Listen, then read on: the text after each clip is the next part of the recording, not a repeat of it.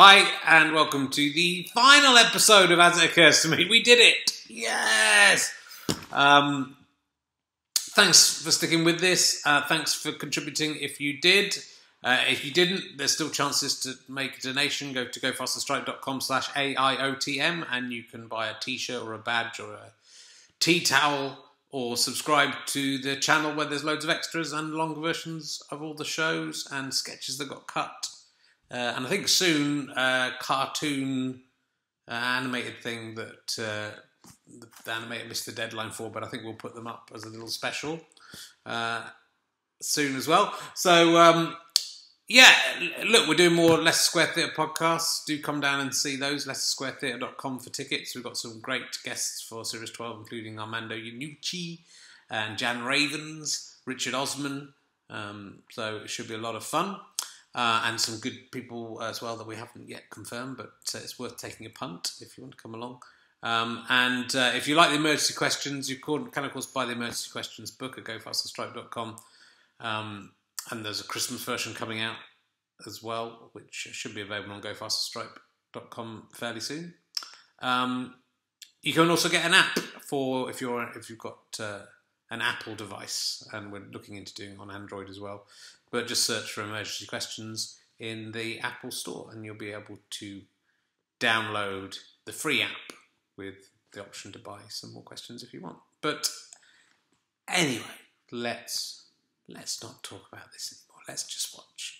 I wonder what's going to happen with that robot and old Abraham Lincoln. I wonder what's going to happen with that.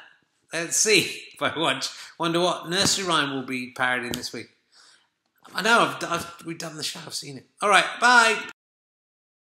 As it occurs to me, as it occurs to me, as it occurs to me. Welcome, honored guest. It's As It Occurs to Me, and please welcome the man it's all occurred to, Petar, the bloke who sweeps up the orange bits at Kew Gardens! I can still see them! Why are the orange bits always there? Hello, and welcome to As It Occurs to Petar, the bloke who sweeps up the orange bits at the Kew Gardens Kids Zone area. Though I was talking to the guys who work at the Kew Gardens roof, the treetop walk, and they call it AIOTM Bois Sutu Bukagwa.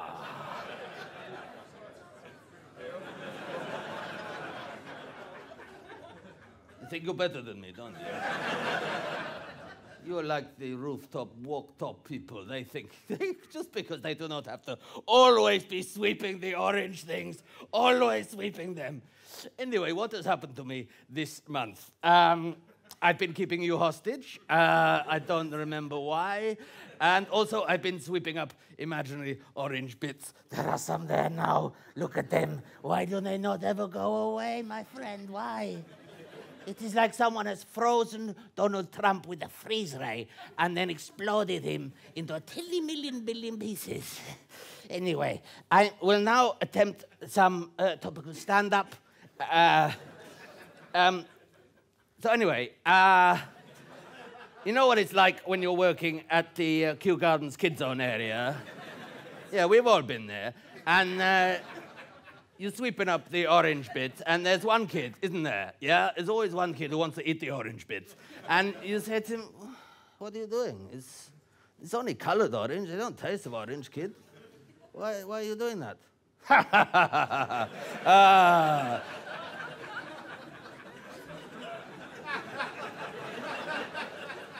Is this thing on? No. You're all gonna die! Yeah. All right, Peter. This is over. You're under arrest. Oh, no. It is the real police, as you can see.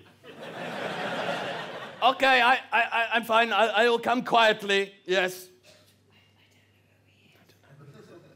Just hustle me off quickly, please. Oh, look at why won't the orange bits go away? Oh, thank you, officer. I could have got that one. All right, thank you. It's okay, Mr. Herring. He's held us hostage for a month, and it's like, there's people out here who've sold themselves, so to be fair, most of them had done that before he arrived, so... All right, we're not arresting him for kidnap. He's Bulgarian. Just rounded him up for deportation. Oh, my God. Hooray! Thank goodness for Brexit! Brexit! Brexit! Brexit! Come on, it saved us. We all voted for it, didn't we? Yeah! As it occurs to me, due to the time elapsed between recording and broadcasting, that heavy-handed political satire might prove to be more factual than comedy. And I, for one, welcome our new fascist overlords. Brexit! Hooray for Brexit! Well, with that, send them home. Send them. Well, with that loose end, with those loose ends quickly tied up, we can get on with the final episode of As It Occurs to Me. Though I was hanging around with the guys who work on the treetop walkway at Kew Gardens. They're a great bunch of guys, actually. They call it AIOTM, so I don't know if that's up. What's happened to the M from our set design? Yeah, the guys who make it, they repossessed it. They said you weren't keeping up the payments. Well, the payments for that M were extortionate. It's the big letter M fat cats who are making millions off normal people like me who need massive M's every now and again. It's, I'm not going to kowtow to them. This is awful. From now on, this show is called AIOT. That'll show them. Yeah, take that, Mr. Businessman, in your suit and tie. While I'm ranting, I've been watching the US TV series Timeless. I don't know if you've seen that. It's a time travel show from America. And the people who write Timeless don't understand how time travel works. It makes me furious. But if you change something in the past, then everything in the future changes. Not just one thing, everything will change. So they go back and they sort of change the assassination of President Lincoln. And then they come back and everything's more or less the same. You'd have to change one thing. Nobody would be alive if you did that. They write a time travel thing, they don't even know it. It's like they believe that, like, in your mother's uterus, you're just lined up, ready to go, who, regardless of whichever time your dad spunks up with you, you'll come out. It has to be the exact moment, or just different people. That's so no one would... I'm furious about it. Have you ever thought about just not watching the show? Oh, I suppose you don't want me to watch Sliding Doors or Goodnight Sweetheart now, is that it? Is that... Furious about it. Thanks again to everyone who gave money to the Kickstarter campaign that helped this happen. People like Brendan Halliday, who gave us £250 to be insulted. Well, Brendan, your surname sounds a bit like Holiday. Yeah, how you feeling now? Pretty bad, pretty stung by my sharp claws of satire. Plus, you have a smelly bum. Everyone says it. Your donation genuinely paid for this. This cost £250. It is a first off the pipeline, manufactured, properly made kniforkoon there, ladies and gentlemen. It's beautiful. Everything's there together. There's the fork, there's the spoon, little spoon, and there's the sharp knife, and there's the button knife there. So that is... I'm going to start selling these for £300. So if you want one, send a cheque made out to Richard Herring, £300, the Leicester Square Theatre, and we'll get another one of those made by the man who made that. I'll make £50 every time. That means I only have to sell 20,000 of these, and I'll be a millionaire. So that is the plan. Everyone's shocked into silence by how good they are. That's pretty smart, isn't it? I'm going to take that to Dragon's Den. And I didn't have to pay for that. I got that for free. I'm keeping that.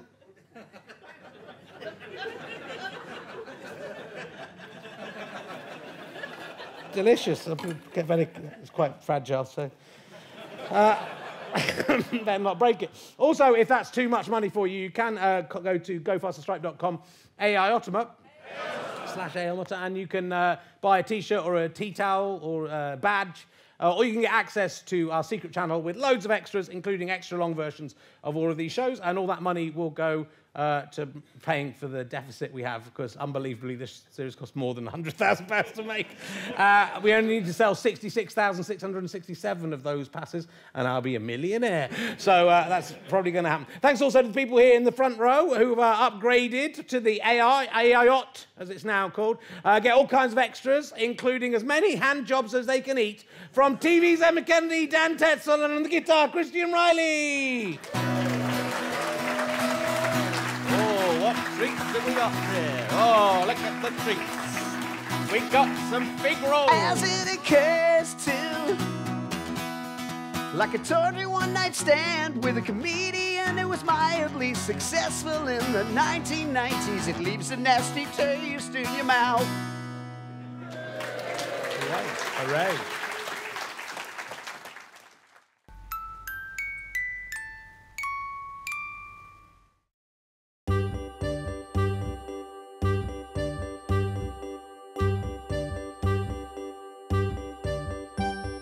Sing a song of sixpence, a pocket full of rye, 4 and 20 blackbirds baked in a pie. When the pie was open, the birds began to scream. Ah! Ah! Ah! Why did you do this to us? Why? Kill us. Please kill us. We're horribly, horribly burned. 1 in 10 of us are already dead. Why? The king was in his counting house, counting out his money. 4 and 20, 5 and 20, 6 and 20. The queen was in the parlour, eating bread and honey. How come I don't get any of the bird pie? The maid was in the garden, hanging out the clothes, when down came a blackbird and pecked off her nose. Why did you do this to me? It's your fault. You started this. If you humans hadn't killed 3 and 20 of us in your fucking death pie, this would have never have happened. But why have you done this to me? I didn't do anything. I was doing the laundry. Go after the king. He's the sick fuck that wanted the blackbird pie. How are we meant to tell you all apart? You humans all look the same. Believe me, this is just a beginning. And it was thus that the 1,000-year war between humans and birds began. Birds attacked humans, humans retaliated, until eventually man and bird were almost destroyed and lived in an uneasy alliance in a post-apocalyptic wasteland. All because of that blackbird pie. What the fuck was the point of that anyway?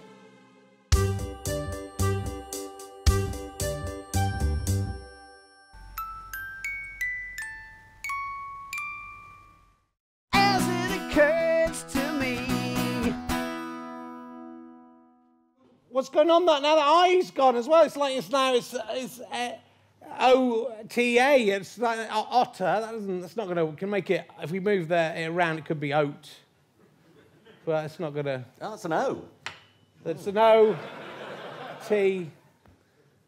It's all gone. Where's there anything else? There's the A behind you Oh, there. the A. So A, oat. Aot. Yeah. God, it's terrible, isn't it? So I've been on tour whilst writing this final episode of the show. I've been to Margate. I've been to Sutton Coldfield. I'm doing all the big towns.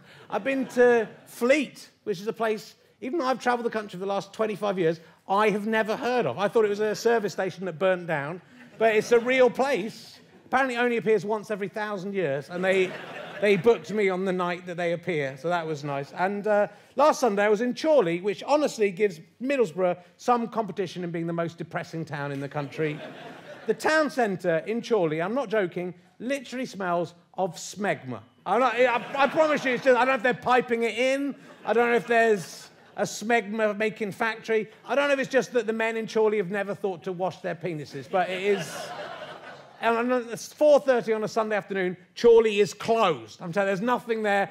All that was open was one pound shop, all 4 of the betting emporiums in there, and 3 amusement arcades with the one-armed bandits in them, and a pawnbroker. It's a great town to live in if you're a gambling alcoholic trying to hock your last possessions to make one last bet, to make one last spin of the roulette wheel. No? So that seemed like a good time to maybe do the... No? OK, fair enough. But there was a sign for a pawnbrokers called Uncle's, which is up there, which is already pretty creepy, because Uncle's, I imagine he was kind of quite a greasy man with little trumpy hands and probably operated a bit like this. Yeah, come on in, darling. Now, I know you I know you can't afford to pay money to get your wedding ring back, but I'm sure we can come to some sort of arrangement. Just sounds like that. I'm sure it's nothing of the kind, of course, and that Uncle is an entirely reputable business pawnbroker. The sign there, you can see it boasts that it's Chorley's original pawnbroker, as if that's something to be proud of. Yeah, we were the guys who first introduced the idea of hocking your white goods in order to afford your rent and your gambling debts. And so don't be taken in by any of these, by going to any of these Johnny-come-latelys. No, come to Uncle's. It's us that you have to thank for having this horrible business in the town. So. Sorry, was you all right? Sorry, sir. I'm a bailiff. Yeah, I can see.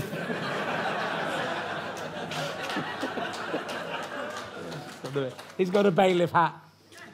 I'm here to repossess your high-backed armchair. What? What? No, you can't do that. I put a deposit on it.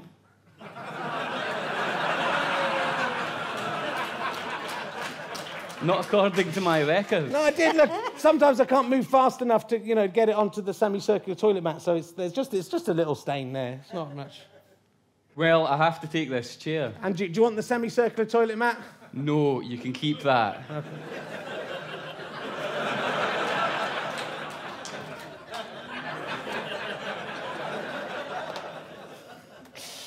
You can't do this. This is my high-backed armchair. It's who I am. You're right, I can't do it. Emma and Dan, can you come here and help me with this? Get the horribles. Oh. Hold on, aren't you the guy who also played the policeman earlier on in the show? Yes. Just wondering who you are. Yes, I am. You're really good at acting. You can do bailiffs, you can do policemen. It's just turning the hat around. Yeah, that's quite good. I imagine you can do loads of other stuff. Who are you? My name's Ross Mann. Not the Ross Mann, the actor who appeared in Series 2, Episode 8 of Outlander, available to watch on Amazon Prime Video. You're the same. Wow, mate, you're amazing. I don't know, just based on your bailiff and your policeman, if I was a casting director watching this, I would definitely be heading straight to www.spotlight.com/3418-9051-0224 to check out your theatre credits and skills. Has he paid to be in the show? Don't be ridiculous, Sam. And this is no one can buy As Occurs To. It cannot be bought. That is... No one can buy it. Not Ross Mann, not the Guilty Feminist podcast, not Vocal Zone. They can't. Do you want a Vocal Zone? They're quite nice. I've got a bit of a sore throat.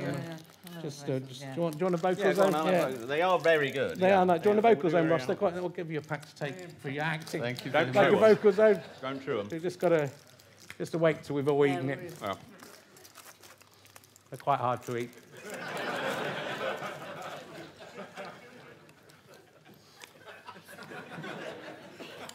Take a second. Not by Dylan's Ice Cream, though they are lovely, they're delicious. Not by Red Clothing Company. Definitely not by Carer.io. I don't know what they were thinking. But not by anyone. We can't be bought by anyone. So why list those 6 examples? Why not just say we can't be bought by anyone? Because we especially can't be bought by them. That's why. That's how uncorrupt we are. Anyway, remember, not Ross Mann. Remember that name. He's going to be big. Ross Mann. It's going to be huge. Well, I still have to take the chair. You Scotch fucker.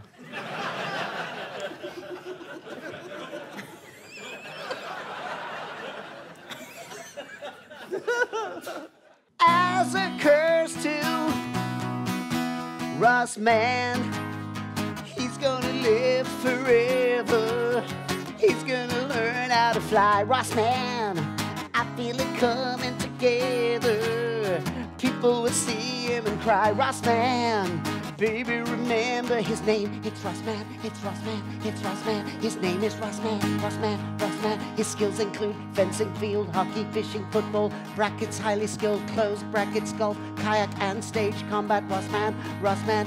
Visit www.spotlight.com/341-9051-0224 for more information. He didn't pay us.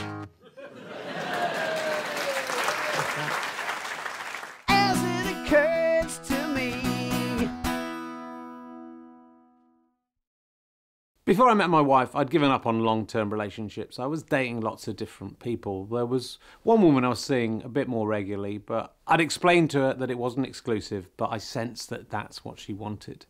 One morning, I was going to make her breakfast in bed, because I'm a nice guy, if you ignore all of the stuff that I just said. What do you want? You can have anything. Can I have some toast, please? Toast? I mean, you can have anything. I've got some fruit from Marks and Spencer's. It costs £4 a punnet. No, just toast is fine. Fine, you can have anything, you know. I've got £4 blueberries in the fridge going rotten, but you have some fucking toast, you idiot. Thanks. What do you want on it? Ooh, what have you got? You know, marmalade, jam, honey, Marmite. Then I thought she might just want it plain, so I mentioned the brand name of the margarine I had in the fridge. Olivia? I love you too. I knew you did, really. Thank God we finally said it. So I had to go out with her for 2 years, because once you've said that, that's a commitment. You can't take it back. When you look at a little face light up, you can't go, oh no, sorry, I meant the margarine. It would break her heart. They've had to change the brand name of that margarine to Betwixt because it was causing too many unwanted long-term relationships. You're probably sitting at home thinking, actually, the first time my partner ever said that to me, the only time they ever said it, we were having toast. It'd be awful to have a relationship based on a margarine misunderstanding. You get to your 50th wedding anniversary. There's been something I've been meaning to tell you this last half a century. You know the first time that I told you I loved you? The only time you ever told me? Yes. I meant the margarine. I mean, I've come to love you in a way. 2 years had passed. I'd been counting down the days. It was the 2-year anniversary. I was going to be free. Darling, could you come in here, please? Come in, there's something we need to talk about. Shut the door. Shut the door, see? You said it in French. How romantic. It's been so long since you told me. Yeah, 2 years to the day. So, I had to go out with her for 2 more years. Those are the rules. Every time you say it, 2 more years. So, once those 2 years were up, I was being extremely careful. I was making sure I didn't say anything that could be misconstrued. For the last couple of months, I'd barely spoken to her at all, just to be sure that this did not happen again. On the 2-year anniversary, she was planning a day trip. I didn't care. There wasn't going to be any day trip. This relationship had minutes left in it. I've always wanted to go to the Isle of Dogs. Really? It must be amazing. I mean, imagine it, an island just full of dogs. How funny would that be? Yeah. I pretended to laugh, but I didn't think that was funny. I was just counting down the seconds, eye on the clock. What would be funnier than an island of dogs? An island of monkeys? Yeah, that'd be funny. An island of otters? Yeah. Oh, what about an island full of sheep, but no male sheep? What would that be called? Isle of You? Yeah. 2 more years. You knew? I knew all along. There's no escape for you. Those are the rules. But why would you want to go out with me for another 2 years? I'm a terrible boyfriend. It makes no sense. I agree. You're awful. But I am a fan of increasingly torturous wordplay, and I cannot wait to see what unlikely pun you accidentally come up with to keep this empty love affair going. To be that pedantic for that length of time, that's crazy. I think you might be the woman for me after all. I think that I really do love you.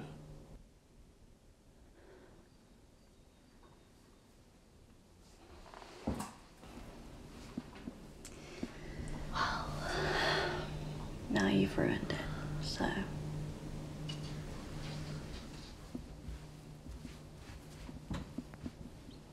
As it occurs to me, In many ways, it's sad that the series is ending, but the one silver lining of this is that at least it's going to be the last time we have to listen to one of Emma Kennedy's disgusting fecal tales. So will you please welcome to the high-backed, yet silver case, TV's Emma Kennedy!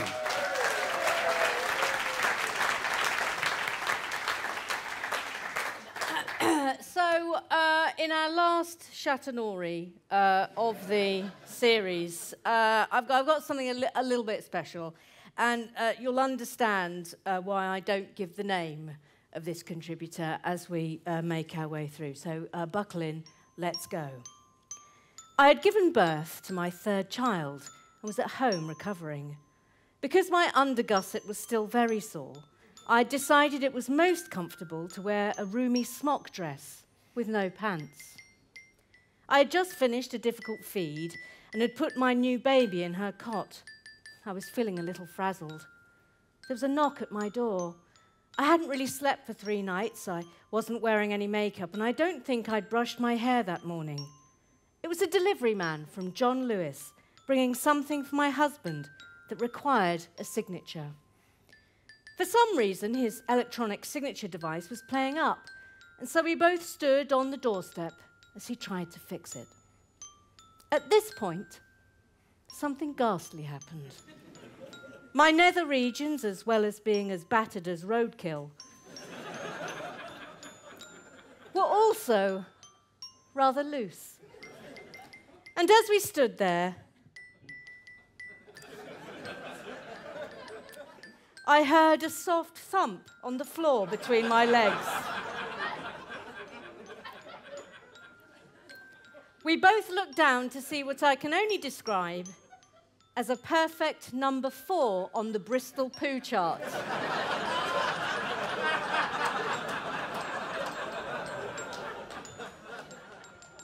Neither of us said anything, so I bent down and picked it up. He then offered me his electronic signature device and said, "Sign there, please." I signed it with a poo in my other hand. The man, making no reference to my poo, then left. And this is why I will always love John Lewis.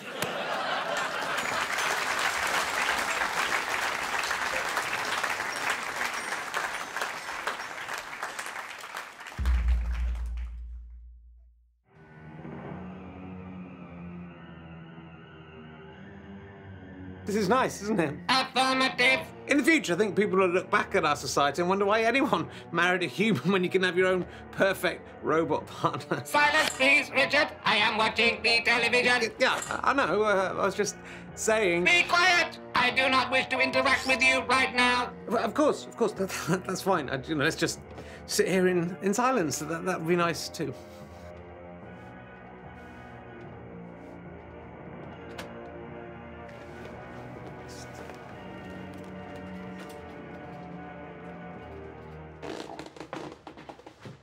Oh.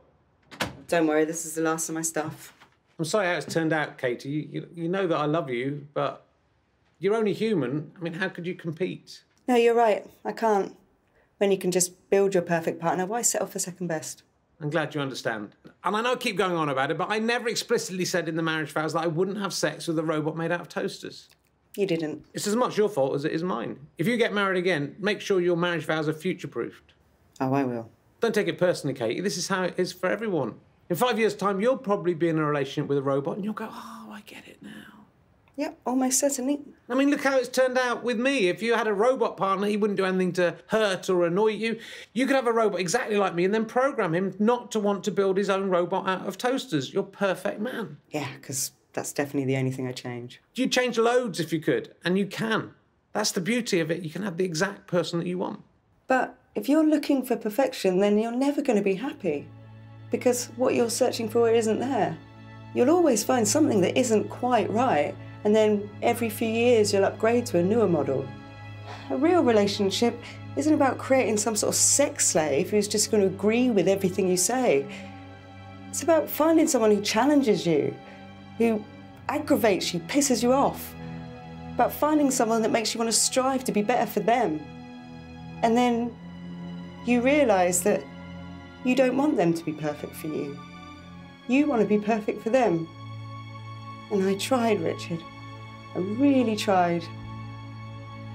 Enjoy your soulless, meaningless toaster wanks.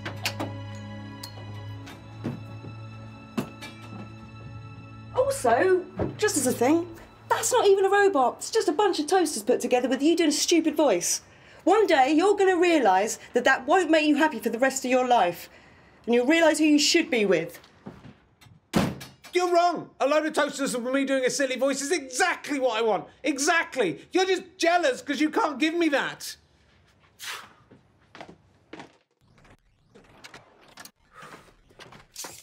Bloody hell, how glad am I that I'm out of that? What a psycho. I will not tell you again. I am watching television. Be quiet. Look, this isn't on, all right? You're meant to do what I say. Can't you do the hoovering or something? You do the fucking hoovering. You are sleeping on the couch tonight. Now shut up. Katie was right. I've been so stupid.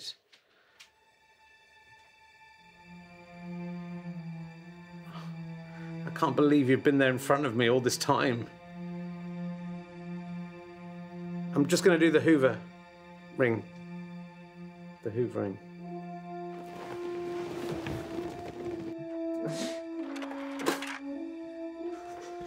That's right, sir. Fuck me in my nose pipe. Oh, don't you worry. That's exactly what I'm going to do. Quick. As it occurs to me.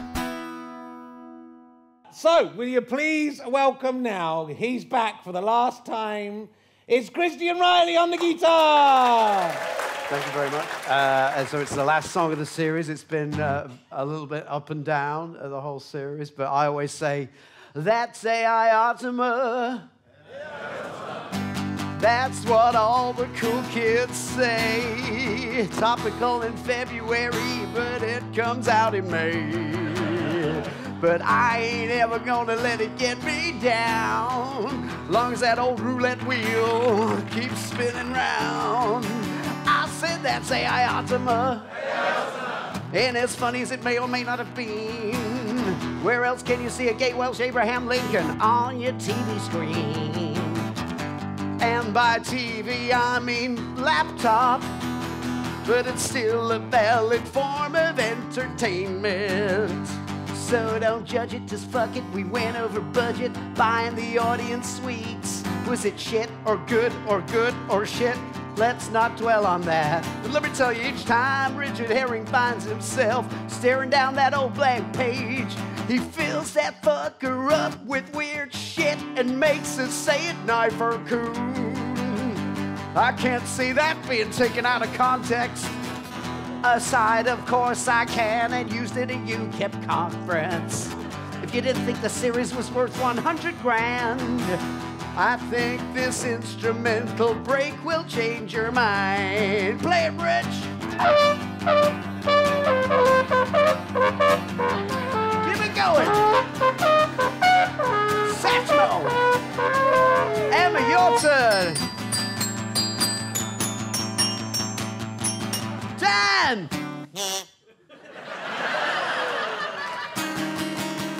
That's AIOTM. And you know we can't deny it.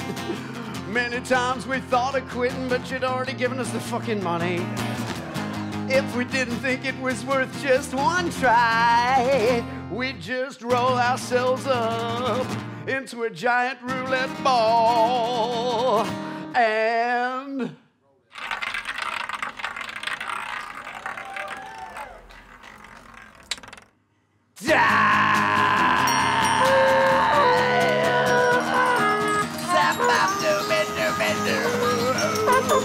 Hey, how about that band?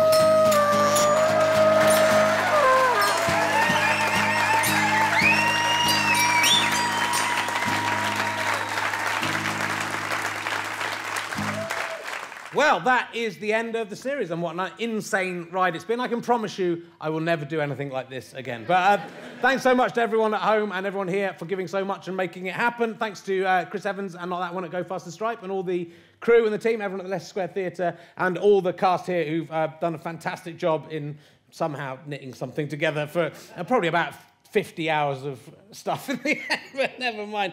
But now I'm going to Dragon's Den with the kniforkoon that you idiots have paid for. That's all I did it for. And I'm going to make £50,000. Oh, no, I could have done more. Anyway, so long, suckers.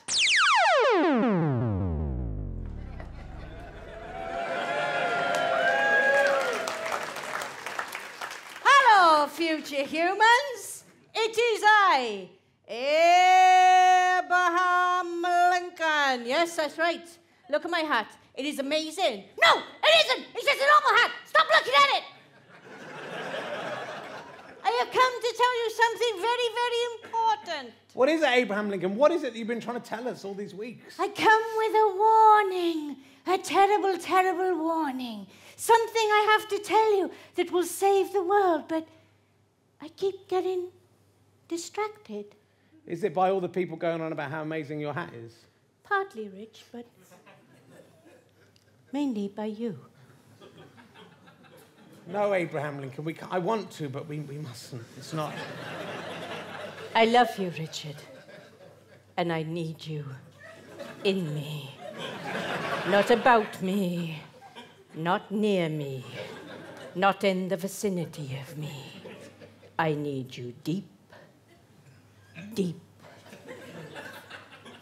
in me. We can't make love. What if I impregnate you? Then all of history will change. I'm only here for 30 seconds, Richard. I hardly think you could impregnate me in that time. Don't think you know me very well, Abraham Lincoln. Richard,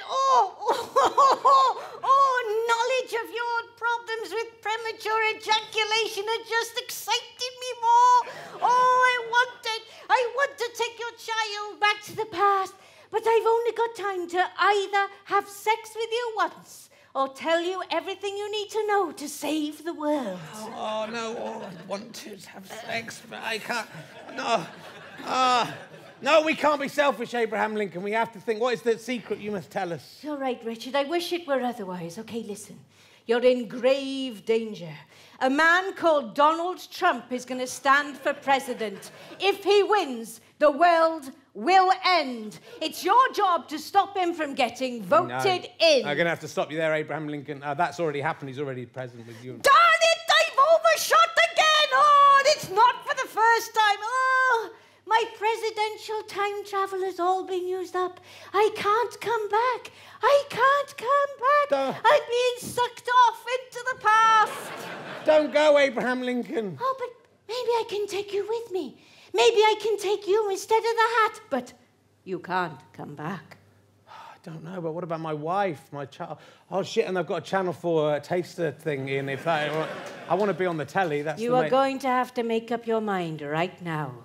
You either stay here with your stupid toaster robot hating wife, who is stupid, and your puking daughter. That's true.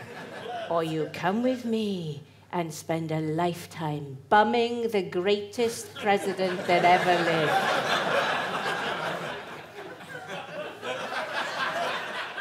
Fuck it, what's the worst that can happen? Oh! Ooh, it's smart!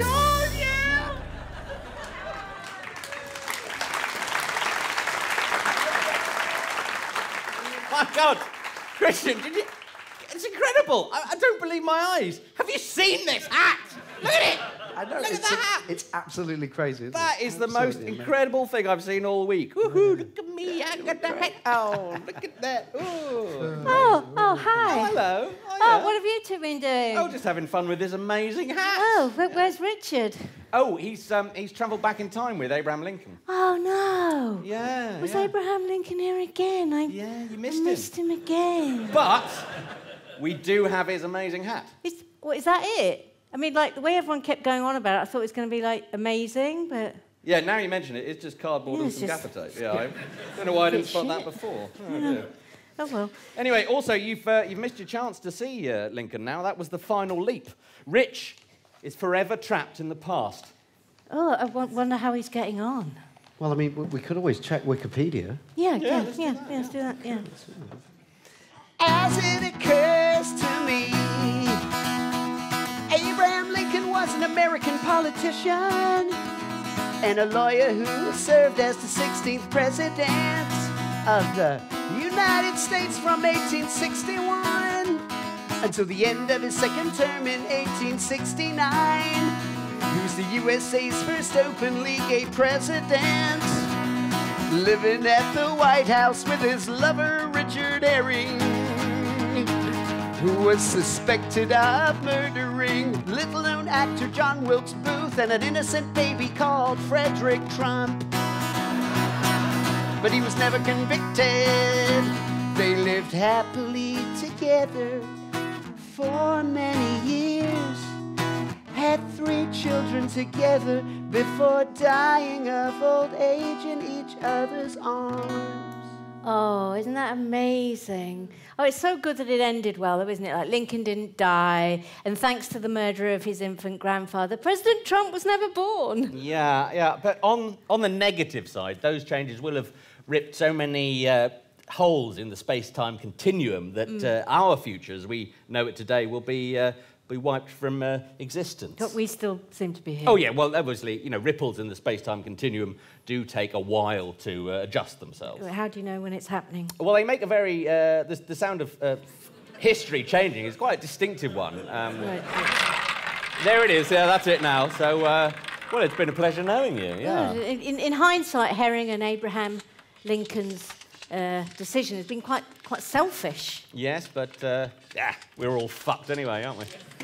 Yeah, as long as true love triumphs, you know, what does it matter, the extinction of a few million people? And philosophically, millions of people who never lived will now get a chance to live. Yeah. Super. OK, well, goodbye. Bye. Bye. Yeah, I'm glad we never existed. Aside,